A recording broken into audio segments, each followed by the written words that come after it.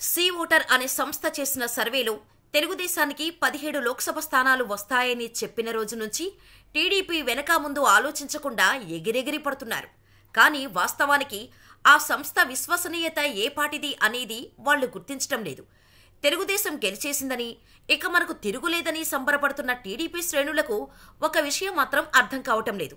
ఒక సంస్థ, ఒక వ్యక్తి లేదా ఒక సంస్థ ఏదైనా ఒక మాట చెబితే దాన్ని నమ్మాలా, ఎంతవరకు నమ్మాలి అన్నది ఆ సంస్థకున్న విశ్వసనీయతను బట్టి ఉంటుంది. గతంలో వాళ్ళు చెప్పిన మాటలు నిజమయ్యాయా లేదా అనేది చూసుకొని వాటిని పరిగణలోకి తీసుకుంటారు.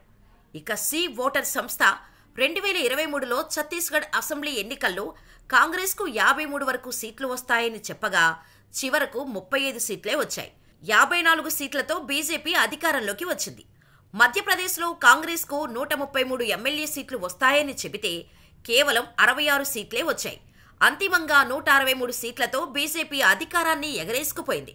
ఇక ఈ సంస్థ 2019 ఆంధ్రప్రదేశ్ ఎన్నికల్లో తెలుగుదేశం పార్టీకి 100 వరకు అసెంబ్లీ సీట్లు వస్తాయని, 14 ఎంపీ సీట్లు వస్తాయని చెబితే చివరకు 3 ఎంపీలు, 23 ఎమ్మెల్యే సీట్లతో చతికిలపడింది.